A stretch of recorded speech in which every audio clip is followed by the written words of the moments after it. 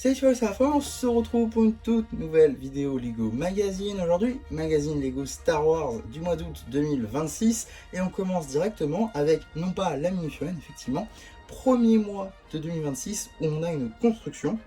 Alors, j'ai appris très récemment pourquoi est-ce qu'on avait encore des constructions dans le magazine Lego Star Wars alors que tout le monde a l'air de s'accorder à dire que c'est pas les meilleurs magazines. Eh bien, j'ai compris que c'était une raison de contrat. En effet, je vais vous expliquer ça avant de vous présenter la bait. Alors, tout d'abord, il faut savoir que Lego et Disney, pour Star Wars, ont un contrat assez différent. Ils n'ont pas le droit de vendre des figurines à l'unité. C'est pour ça qu'on n'a jamais eu de série de mini-figurines à collectionner Star Wars, parce que le contrat n'a pas évolué et qu'ils n'ont toujours pas le droit de vendre des figurines à l'unité. Mais du coup, vous allez me dire, mais dans le magazine, ils vendent bien des figurines à l'unité.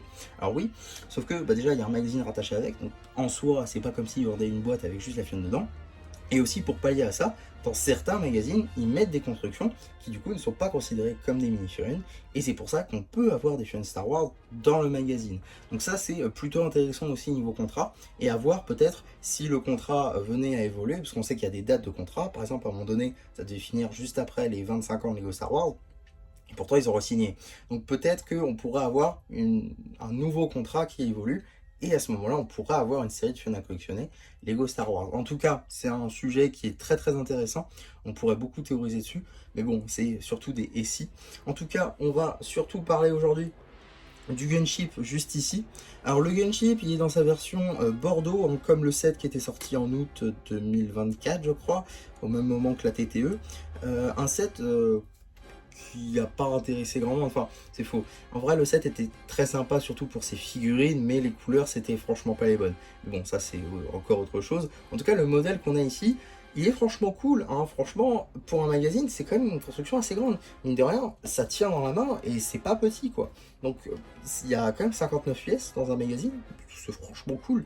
Et non franchement il y a des pièces qui peuvent servir pour des mocks, d'autant plus avec dans ces couleurs ici, dans du dark red qui sont un peu compliquées à trouver. Des fois il n'y a pas beaucoup de sets qui sont que en dark red. Donc là il y a beaucoup de pièces assez différentes, il y a des wedge plates, il y a des plates classiques, il y a des tailles, il y a des tailles biseautées. Donc c'est franchement cool. On a aussi donc quelques autres pièces, quelque chose qui... voilà, là, par exemple on a des missiles sur les ailes, on a ici des missiles au niveau du vaisseau en lui-même, on a ici les cockpits un peu globuleux qui sont représentés, on a également les ailes qu'on peut articuler un petit peu comme on veut, ça c'est plutôt cool, je préfère les mettre comme ça. On n'a évidemment pas de porte qui s'ouvre, hein. À cette échelle c'est un petit peu compliqué, mais on essaie de rajouter quand même quelques détails ci et là, et franchement on reconnaît le véhicule, je pense que c'est le plus important. Maintenant pour la plupart d'entre nous, je pense que ça finira en vrac, bien évidemment. En tout cas, maintenant que ça est dit, on va parler juste ici du petit paper bag. Paper bag donc qui est quand même assez long, qui fait donc la même taille que le paper bag d'Ahsoka Tano qu'on avait eu en 2025. Et donc on a juste ici le logo Star Wars évidemment, édition limitée. On a donc le Republic Gunship, le compte de pièces qui est à 59, l'âge évidemment subjectif, logo Disney. On a ensuite à l'arrière l'échelle ainsi que le petit numéro d'item qui permettra de le rajouter à votre collection Mixet ou tout simplement d'obtenir les instructions sur le site de Blue Ocean. Vis-à-vis du magazine en lui-même, on sera sur un format classique à 6,99 € dans lequel on va pouvoir découvrir tout d'abord le fidèle sommaire à double page, avec le fameux « Il y a bien longtemps dans une galaxie antenne très lointaine ». On a ensuite directement une petite bande dessinée sur la postlogie. Postlogie qui est plus trop présente chez Lego, depuis 2015 on en avait quand même beaucoup avec les films qui sortaient régulièrement. Aujourd'hui, c'est vrai que les sets les plus récents, finalement, c'est juste des sets d'exposition avec un casque de Kylo Ren et sa shuttle au format midi-scale. Donc avec des figurines, c'est vrai qu'on n'a plus beaucoup, si ce n'est pas du tout. Et donc, c'est un petit peu rafraîchissant d'avoir quand même une bande dessinée. Ça nous sort un peu de l'ère Clone Wars qui est très présente depuis 2020, ou encore de la trilogie originale qui revient avec Last Maverick en ce moment. C'est vrai qu'elle est très très présente aussi en magasin. En tout cas, on a donc la suite de la bande dessinée, avec Poe Dameron visiblement au cœur de cette bande dessinée. On a ensuite juste ici une petite publicité pour les 7 d'août 2026 avec le Sandcrawler et l'AT-AT.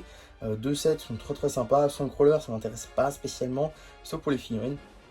Et le Sandcrawler, l'AT-AT m'intéresse énormément J'essaierai de me procurer peut-être un de ces 4, mais c'est juste que je le trouve très très cher. On a aussi l'attaque du droïde sentinelle dans le palais Hut. C'est marrant d'ailleurs parce qu'ils ont utilisé l'arrière de la boîte pour nous en faire la pub, bon, d'accord.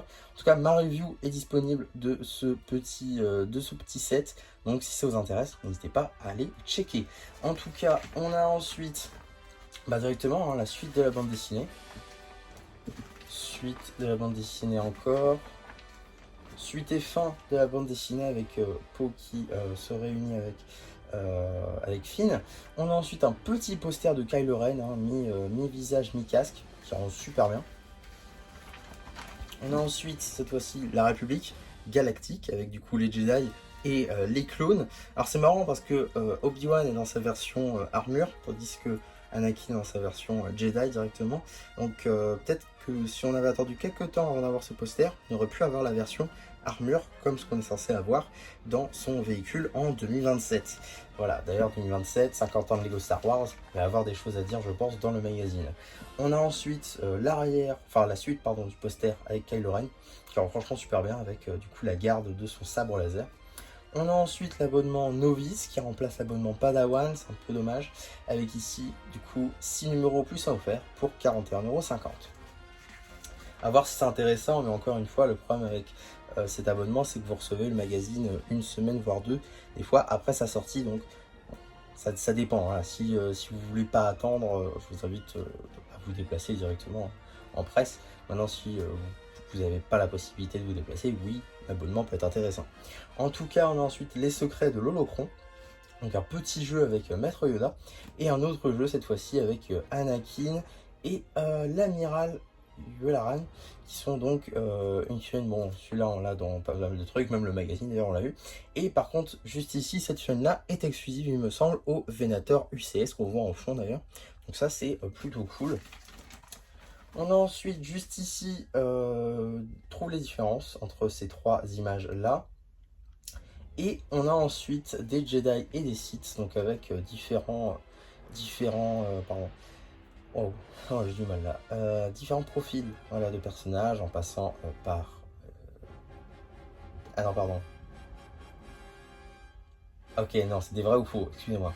Alors, effectivement, on a ici donc une image de l'empereur Palpatine avec écrit Dark Plagueis, qui est d'ailleurs son maître. C'est plutôt intéressant de voir ça dans un média Lego. On a ensuite Obi-Wan Kenobi, Rey, bien sûr, Darth Maul, Ahsoka Tano forcément, Dark Vador, Kylo Ren ainsi que le grand maître Jedi Yoda. On a ensuite des maîtres et des apprentis, donc d'autres jeux comme ceci. On a ensuite Mission sur Coruscant, avec donc un petit jeu sur le petit gunship qu'on a là, et les instructions papier juste ici, donc qui se finissent ici, donc on peut couper la page pour pouvoir accéder aux instructions et les garder séparément du magazine. On a ensuite une affaire urgente, une petite bande dessinée avec des clones du coup du Sénat, avec aussi l'empereur Palpatine, et surtout, chose plutôt intéressante, c'est que on voit ce personnage là qui n'a jamais eu de version Lego. Je trouve ça plutôt cool ici de l'avoir comme ceci, ça permet d'avoir une petite vision de à quoi ça pourrait ressembler le personnage, je trouve très très sympa. En tout cas, fin de cette mini bande dessinée qui est juste pour mettre en avant le gunship. On a ensuite une petite page justement dédiée au gunship juste là avec leurs variantes, donc les canonnières. Et on a aussi juste ici le courrier avec des collections de fans ou encore des dessins de ces mêmes fans.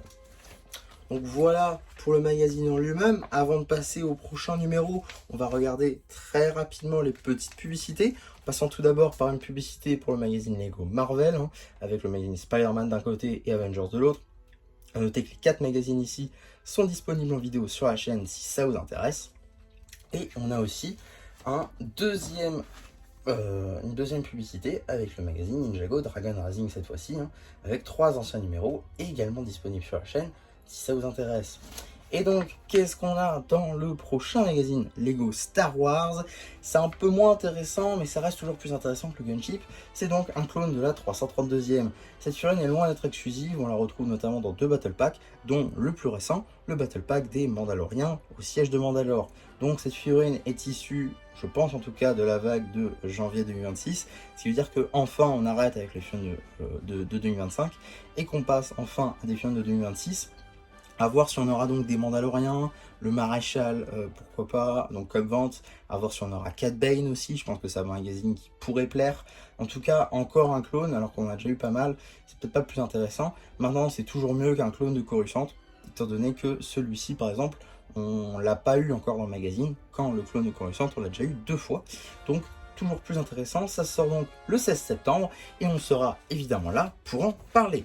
En tout cas, voilà pour ce magazine Lego Star Wars. J'espère en tout cas que ça vous aura plu. Surtout, n'hésitez pas à me le dire en commentaire. N'hésitez pas non plus à liker la vidéo, à vous abonner, à partager.